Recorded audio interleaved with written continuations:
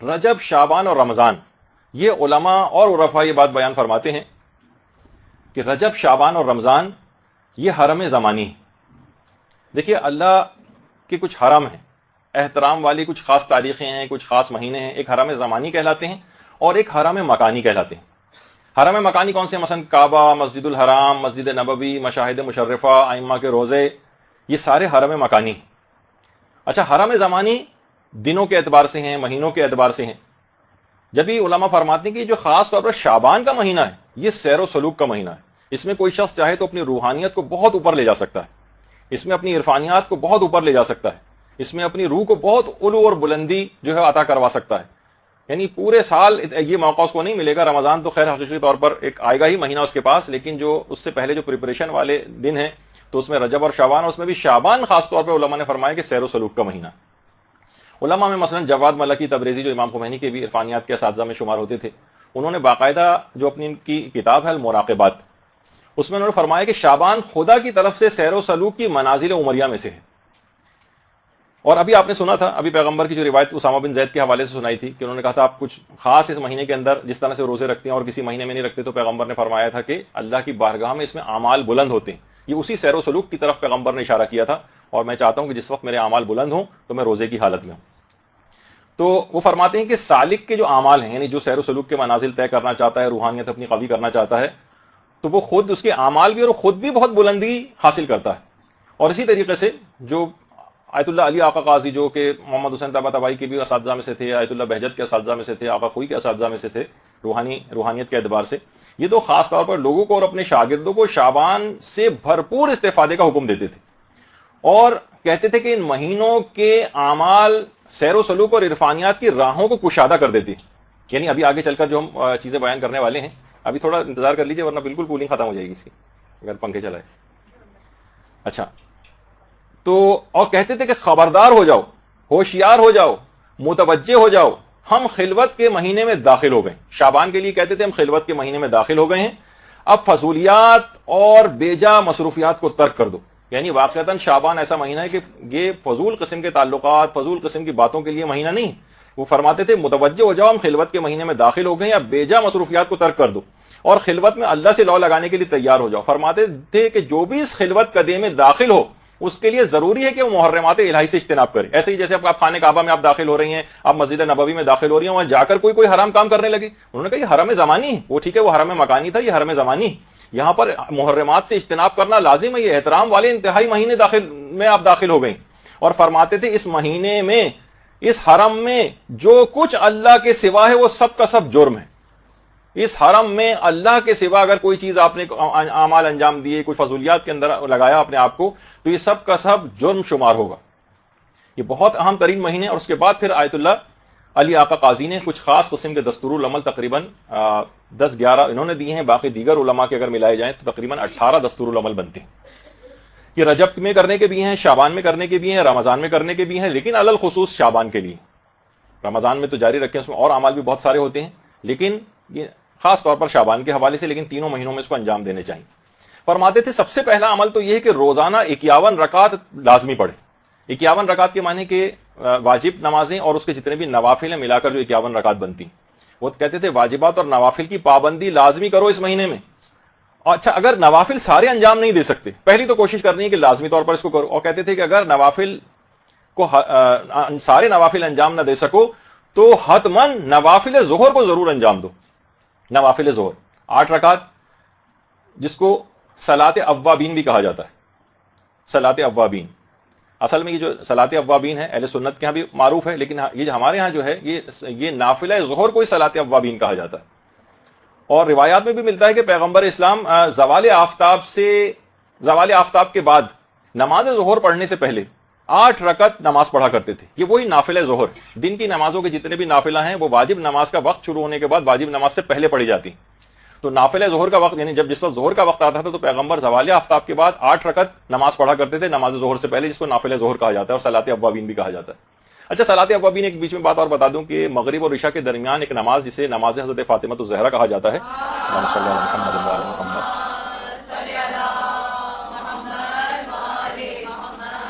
وہ 4 رکعت کی نماز ہے، اس کو بھی صلاۃ اوابین کہتے ہیں، جو مغرب اور عشاء کے درمیان میں پڑھی جاتی ہے اور جس میں الحمد کے بعد 50 مرتبہ سورہ توحید پڑھی جاتی. تو اچھا، اوابین اس کو اس وجہ سے کہتے ہیں توبہ کرنے والے، یعنی توبہ کرنے والوں کی نماز. تو فرماتے تھے کہ یا تو 51 رکعت آپ پڑھیں، اگر کوئی شخص 51 نہیں پڑھ سکتا ہے تو کم سے کم نافلہ ظہر اس کو حتماً پڑھنا ہے. اگر وہ اس مہینے کی برکتوں سے فائز یاب ہونا چاہتا ہے اور اپنے آپ کو کچھ روحانیت کو قوی کرنا چاہتا ہے تو کم سے کم حتماً اس کو نافلہ ظہر جو ہے وہ اس کو ترک نہیں کرنا ہے. اور فرماتے تھے اس کے بعد ایک چیز کی، اسی میں پوائنٹ میں ایک چیز کا ایک تاکید اور کرتے تھے کہ نماز ظہر کو لازمی طور پر اول وقت میں انجام دو، کیونکہ قرآن نے اس کو صلاۃ وسطیٰ کہا ہے. تو بہرحال یہ ایک پہلا عمل ہے کہ انسان 51 رکعت جو ہے وہ نماز پڑھے، اور نافلہ سارے نہ پڑھ سکے تو نافلہ ظہر کم سے کم ضرور پڑھے اور نماز ظہر کو اول وقت میں انجام دے. دوسرا پوائنٹ یہ ہے اس دستور العمل کا کہ نافلہ شب کو لازمی طور پر نماز شب کو اس شعبان کے مہینے میں ہرگز نہ چھوڑے. وہ فرماتے تھے کہ حیرت ہوتی ہے مجھے اس شخص پر جو آخرت میں بڑے مقام کو حاصل کرنا چاہتا ہے پھر بھی وہ نماز شب سے بے توجہ رہتا ہے. اور فرماتے تھے میں نے آج تک نہ کسی ایسے شخص کے متعلق سنا ہے، نہ میں نے آج تک ایسے کسی شخص کو دیکھا ہے جس نے کوئی بھی مرتبہ کمال اور روحانیت نماز شب پڑھے بغیر حاصل کیا ہو. میرے علم میں کہہ رہے تھے کوئی، نہ میں نے سنا نہ دیکھا آج تک کسی ایسے شخص کے متعلق. اس کا مطلب ہے کہ آخرت میں بڑا مقام کوئی شخص حاصل کر ہی نہیں سکتا. وہاں پہ آپ کو ادنا جنت پہنچ بھی گیا تو ادنا ترین درجوں میں نظر آئے گا کہ جو کہ نماز شب کا پابند نہیں. یہ خصوصیت کے ساتھ بات انہوں نے کہی کہ نافلہ شب 11 رکعت ہے، 11 رکعت کو انجام دیں. مشکل سے 6 7 8 منٹ اس کے اندر لگتے ہیں. اگر آپ صرف الحمد کے اوپر بھی اکتفا کریں تو بہت کم وقت اس کے اندر لگتا ہے. تو نافلہ شب کو لازمی، ورنہ اگر 11 رکعت نہ پڑھ سکے تو 3 رکعت بھی نہ پڑھ سکے تو کم سے کم 1 رکعت کچھ تو اس میں شمار ہو جائے. تو بہرحال نافلہ شب کوشش تو کریں کہ 11 رکعت ہی. پھر فرماتے تھے جس قدر بھی ممکن ہو سکے تلاوت قرآن اس مہینے میں روزانہ کریں. اور کہتے تھے خاص طور پر شعبان کے مہینے میں رات میں تلاوت قرآن کرنا. ویسے تو دن میں بھی کسی بھی وقت کریں لیکن رات میں تلاوت قرآن خاص طور پر کرنا. اور کہتے تھے کہ اسے مومنین کو اس میں شراب طہورہ، جو جنت کی شراب ہے، یعنی وہ والی لذت بخش اس کے لیے کہ رات میں شعبان کی راتوں میں اگر اس کی قرآن کی تلاوت کی جائے. اور اس کے بعد فرماتے تھے چوتھا نقطہ یہ کہ زیادہ سے زیادہ اذکار الہی میں اس کی زبان مصروف رہے اس مہینے میں. خاص طور پر فرماتے تھے کہ ذکر یونسیہ 500 یا 1000 مرتبہ روزانہ انجام دیں. روزانہ 500 یا 1000 مرتبہ لا الہ الا انت سبحانک انی کنت من الظالمین. تو 500 دفعہ یا 1000 مرتبہ، اور اس سے ہٹ کر بھی یہ تو ظاہر ایک مخصوص وقت میں ہو جائے گا، لیکن اس کے علاوہ بھی مسلسل زبان کو اپنی اذکار الہی میں مصروف رکھیں. اس کے بعد فرماتے تھے اگلا نقطہ 5واں کہ اگر ہو سکے تو مشاہد مشرفہ کی زیارت، اور یہ نہ ہو سکے تو کم سے کم جتنی بھی مساجد میں حاضری اس مہینے میں ہو سکے وہ کرے. فرماتے تھے کہ مومن کا دل مسجد کے اندر اسی طریقے سے لگتا ہے جیسے روایتوں میں ہے کہ جیسے مچھلی جو ہے وہ دریا میں جس طرح ایک سکون محسوس کرتی. تو بہرحال مشاہد مشرفہ کی زیارت لوگ اس میں جاتے ہیں، جتنی بھی زیادہ جگہوں کے اوپر جا سکیں، نہیں جا سکتے تو مساجد میں. اور اس میں خواتین کو اگر اس کی سہولیات نہیں ہیں تو ظاہر ہے کہ یہ والا پوائنٹ اس لحاظ سے مائنس ہو جائے گا. ان کے لیے گھر ہی گویا بمنزل مسجد کے ہو جائے گا اور وہی ان کے لیے ثواب انشاءاللہ پروردگار دے گا. پھر فرماتے تھے کہ خاص طور پر، ویسے تو عام زندگی میں بھی بہت تاکید ہے، لیکن تسبیح حضرت فاطمہ الزہرا سلام اللہ علیہا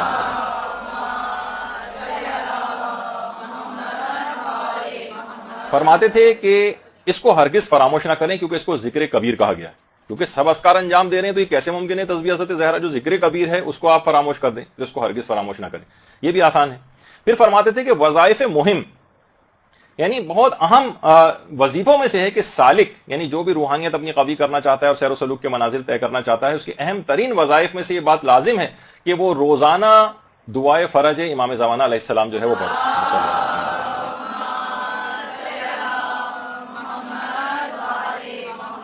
اس میں آپ اللہم کن لولیک الحجت والی دعا بھی پڑھ سکتے ہیں، الہی عظم البلاء والی بھی پڑھ سکتی ہیں. اس کے علاوہ اللہم عجل لولیک الفرج الگ سے بھی ہے. اردو میں بھی اگر کوئی بھی آپ دعا امام زمانہ کی جلد ظہور کے حوالے سے زیادہ اگر کریں تو فرماتے تھے کہ بہت مہم ترین، یعنی مہم بلکہ وظائف میں سے یہ ہے کہ روزانہ دعائے فرج جو ہے وہ پڑھی جائے. اور پھر فرماتے تھے کہ ایک اور بھی اہم ترین وظائف میں سے شعبان کی یہ بھی کہ اس شعبان کے اندر، شعبان میں جتنے بھی جمعے آئیں اس میں زیارت جامع کبیر یہ خاص طور پر ضرور پڑھیں جمعے کے روز. اس شعبان کے مہینے میں جتنے بھی جمعے آئیں اس میں زیارت جامع کبیر یہ ضرور پڑھنی چاہیے. اور اس کے علاوہ ابھی اس سے پہلے آپ نے سنا کہ تلاوت قرآن عمومی طور پر تو انہوں نے بتائی کہ جتنی بھی زیادہ ہو سکے، لیکن الگ سے خصوصیت کے ساتھ فرمایا کہ روزانہ ایک جز تلاوت قرآن شعبان کے مہینے میں ضرور کریں۔ ایک جز کے معنی ایک سپارہ، ایک پارہ قرآن روزانہ، یہ لازمی اپنے اس پروگرام کے اندر شامل کریں، ورنہ جو نہیں کر سکتا، پورا نہیں پڑھ سکتا، جو بھی اس کے پاس عذر ہے، اگر کوئی ایسا ویلڈ تو ٹھیک ہے، پھر جتنی بھی تلاوت کر سکے، لیکن اس کے علاوہ الگ سے بھی عمومی تلاوت کے علاوہ بھی فرماتے ہیں کہ ایک جز تلاوت قرآن اسے روزانہ کرنا ہے۔ پھر فرماتے ہیں شعبان کے مہینے میں خاص طور پر اگر کوشش کرے کہ زیارت قبور پہ یہ مداومت کر سکے، روزانہ ممکن ہو تو روزانہ، ورنہ ہفتے میں کم سے کم ایک مرتبہ قبرستان ضرور جائے اور زیارت قبور کو جو ہے انجام دے۔ یہ بہت زیادہ اس مہینے کے لحاظ سے تاکید ہے۔ اچھا، یہ 10 نکات تو آیت اللہ علی آقا قاضی نے شعبان کے لحاظ سے اور ان تینوں مہینوں کے لحاظ سے بتائے ہیں، اور کچھ علماء نے اس میں اضافے بھی کیے ہیں، یعنی ان کو بھی اگر آپ ایڈ کر لیں اس کے اندر، اور وہ یہ ہے کہ شعبان کے مہینے میں خاص طور پر 70 مرتبہ روزانہ استغفر اللہ و اسألہ التوبہ، استغفر اللہ و اسألہ التوبہ، یہ روزانہ 70 مرتبہ اپنے پروگرام میں شامل کرنا چاہیے۔ اور اسی طریقے سے روزانہ 70 مرتبہ استغفر اللہ الذی لا الہ الا هو الرحمن الرحیم الحی القیوم واتوب الیہ، اس کو کہا کہ اس کو بھی روزانہ 70 مرتبہ اپنے پروگرام کے اندر شامل کرنا چاہیے۔ یہ بھی آسان ہے، کوئی اتنا مشکل نہیں ہے۔ پھر فرماتے ہیں کہ اس مہینے میں زیادہ سے زیادہ صدقہ دیں، زیادہ سے زیادہ، کیونکہ جب ہمارے چھٹے امام سے بھی جو سوال پوچھا گیا تھا اللہم صلی علی محمد و علی محمد،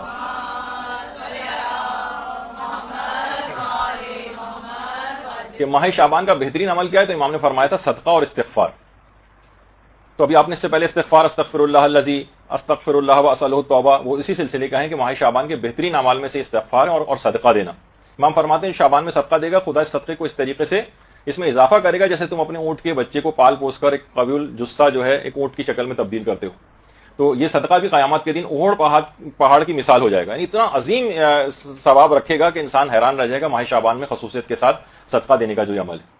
اور اس پورے مہینے میں اس کو آپ ڈیوائڈ کر سکتے ہیں، پورے مہینے میں 1000 مرتبہ لا الہ الا اللہ ولا نعبد الا ایاہ مخلصین لہ الدین ولو کرہ المشرکون، تو اس طرح سے ڈیوائڈ کر لیں کہ پورے مہینے کے اوپر کچھ خاص عدد یہ پھیل جائے اور پورے مہینے میں ملا کر 1000 دفعہ مکمل ہو جائے، اور کوئی اگر ہمت کرے اور روزانہ بھی 1000 دفعہ پڑھ لے تو کیا ہی کہنا، کیا عظیم ثواب اس کو ملے گا۔ تو بہرحال یہ 14واں اس کا ایک عمل ہے جو کہ اس مہینے کے اندر خصوصیت کے ساتھ ہے۔ اور اچھا، اس کے بعد زیادہ سے زیادہ اس مہینے میں درود پڑھنا، اللہم صلی علی محمد و علی محمد، بلکہ یہاں تک ملتا ہے کہ عام مہینوں میں جو درود پڑھا جاتا ہے اس کی نسبت شعبان میں درود پڑھنے کا ثواب 10 گنا زیادہ ہے۔ تو اور بہار میں بھی یہ ہے، پیغمبر نے فرمایا کہ جو ایک بار بھی مجھ پر درود بھیجتا ہے، اللہم صلی علی محمد و علی محمد،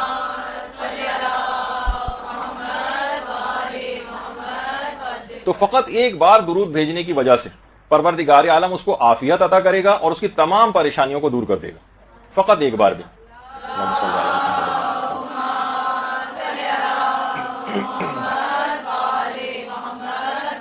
اچھا، اس 16واں عمل جو اس کے بعد ہے وہ یہ ہے کہ شعبان کے مہینے میں ہر جمعرات کو 2 رکعت نماز پڑھی جائے۔ یہ تھوڑا سا مشکل ہے، لیکن اگر کوئی شخص کر سکے، بہت سارے ایسے افراد ہوتے ہیں جو عبادت کی طرف مائل ہوتے ہیں۔ شعبان کے ہر جمعرات کو 2 رکعت نماز، اور ہر رکعت میں الحمد کے بعد 100 مرتبہ سورہ توحید اور سلام نماز کے بعد 100 مرتبہ درود پڑھا جاتا ہے، جس کے اندر اللہم صلی علی محمد۔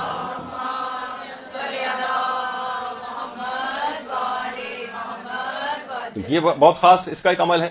اور اس کے علاوہ اس پورے شعبان میں روزانہ روزہ رکھا جائے، اور جتنے ورنہ 3 دن یا جتنے بھی دن اس کے لیے ممکن ہو اس میں روزہ رکھا جائے، اس کا بھی بہت زیادہ ثواب ہے۔ اور 18واں عمل اس کے اندر جو بتایا گیا ہے وہ صلوات شعبانیہ ہے۔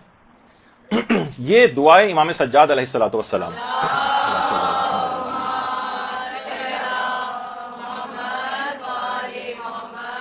یہ شعبان کے مہینے میں ہر ظہر شرعی کے قریب پڑھی جاتی ہے، اور شب 15 شعبان بھی پڑھی جائے گی، شب نیمہ شعبان۔ لیکن زیادہ بہتر یہ ہے کہ علماء فرماتے ہیں اسے ظہر اور عصر کے درمیان میں اس کو پڑھا جائے، صلوات شعبانیہ کو۔ اور شیخ طوسی نے باقاعدہ اپنی جو کتاب ہے مصباح المتہجد، اس کے اندر صلوات شعبانیہ کے متعلق یہ بات لکھی ہے کہ چوتھے امام ہمارے پورے شعبان میں کوئی دن ایسا نہیں ہوتا تھا جس میں صلوات شعبانیہ نہ پڑھتے ہوں، پورے مہینے میں کوئی دن ایسا نہیں تھا۔ اور خاص طور پہ 15 شعبان میں بھی اس کی بہت تاکید ہے کہ صلوات شعبانیہ 15 شعبان کو بھی جو ہے وہ پڑھی جائے۔ اقبال الاعمال میں سید ابن طاؤس نے بھی اس کو نقل کیا ہے۔ اس کے علاوہ شیخ عباس قمی نے مفاتی میں اعمال مشترکہ جو شعبان کے لکھے ہیں اس کے اندر بھی یہ مناجات شعبانیہ لکھی ہوئی نظر آئے گی۔ اچھا ہمارے جو پرانے علماء ہیں انہوں نے باقاعدہ ایک بڑی اتنی اہم ہے کہ لوگوں نے اس کا نام بھی نہیں سنا ہوا اور اس کی اتنی تاکید کہ چوتھے امام ہر روز اس صلوات کو پڑھا کرتے تھے، صلوات شعبانیہ کو.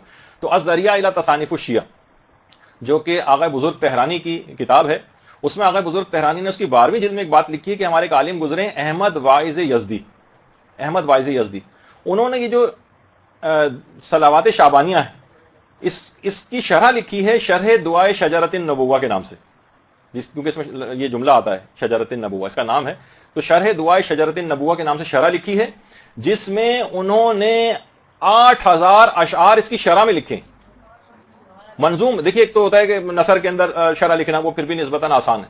یہ جو ایک صفحے کی آپ کو نظر آ رہی تھی مناجات شعبانیہ، اس کی شرح میں 8000 اشعار انہوں نے احمد واعظ یزدی نے اس کی پوری کتاب لکھی ہے اور اس کی شرح میں لکھی، تو انتہائی اہم ہے. اس میں باقاعدہ اگر اس کا آپ ترجمہ بھی پڑھیں، صلوات میں غریبوں اور فقیروں کی مدد کرنے کی توفیق مانگی گئی ہے کہ میں غریبوں اور فقیروں کی مدد کر سکوں، اس بات کی توفیق عطا فرما، اور حقوق اہل بیت ادا کرنے اور ان کی اطاعت کی توفیق مانگی گئی ہے اس کے اندر، اور پروردگار سے عافیت اور رحمت الہی کو طلب کیا گیا اس دعا میں. تو چوتھے امام کی خصوصیت کے ساتھ تو یہ 18 اعمال ہیں جو کہ دستور العمل کے طور پر علماء نے شعبان کے لحاظ سے بیان کی. جتنے بھی آپ سے ممکن ہوں اپنے حالات کو دیکھتے ہوئے، ویسے تو سارے بھی کیے جا سکتے ہیں لیکن نہیں ممکن ہو تو اس میں یہ نہ کریں کہ 18 نہیں کر سکتے تو 16 کر لیں، 14 کر لیں، 10 کر لیں، اس سے کم بھی اگر ممکن ہو اور جتنا بھی آپ کے لیے ادا کرنا ممکن ہو اس کو انجام دے لیں، تو یہ اس کے مطابق آپ اپنی روحانیت کو قوی کر سکیں گے. یہ خصوصی طور پر شعبان کے لحاظ سے چیزیں بیان کی گئی ہیں. تو آقا علی آقا قاضی جنہوں نے باقاعدہ یہ دستور العمل بھی بیان کیا تھا، شعبان میں تو ان کا ایک خاص طریقہ کار تھا کہ ان راتوں میں یہ اول شب میں سو جاتے تھے اور پھر اٹھ کر تھوڑی دیر بعد اٹھ کر عبادت کرنے لگتے تھے، پھر تھوڑا سا آنکھ لگا لیتے تھے اور پھر اٹھ جاتے تھے، اور کبھی بھی 2 گھنٹے سے زائد مسلسل نہیں سوتے تھے. ایک ہوتا ہے نا کہ ہم مسلسل سوتے چلے جا رہے ہیں 7 8 گھنٹے، نہیں، 2 گھنٹے سے زیادہ. اور خود پیغمبر کی اپنی سیرت میں ملتا ہے کہ پیغمبر ایک ہی رات میں متعدد مرتبہ سوتے اور اٹھتے تھے، جو کہ سائنسی لحاظ سے بھی اس کی ایک الگ تفصیل ہے کہ حقیقتاً جتنا ضرورت ہوتی ہے اس کے اندر وہ پوری ہو جاتی ہے آپ کی. تو پیغمبر یعنی رات میں کبھی بھی کوئی شخص اگر اٹھتا تھا تو پیغمبر کو وہ دیکھ لیتا تھا کہ پیغمبر مصروف عبادت ہے. تو اچھا اس کے بعد پھر اذان فجر سے علی آقا قاضی 3 گھنٹے پہلے اٹھ جاتے تھے، اور پھر جب فجر کا وقت قریب آتا تھا تو اس سے پہلے نافلہ شب کو انجام دیتے تھے، اور کہتے تھے کہ نافلہ شب اگر کوئی شخص نہ پڑھے تو کوئی فائدہ نہیں ہے، اور ایسا عرفان اس کا بالکل بے معنی ہے جس کے اندر نماز شب نہ ہو. تو بہرحال یہ ماہ شعبان کے دستور العمل آپ کے سامنے بیان ہوئے، اس میں جتنے بھی عمل کر سکیں. برحمتک یا ارحم الراحمین وصلی اللہ علی محمد و آلہ الطاہرین.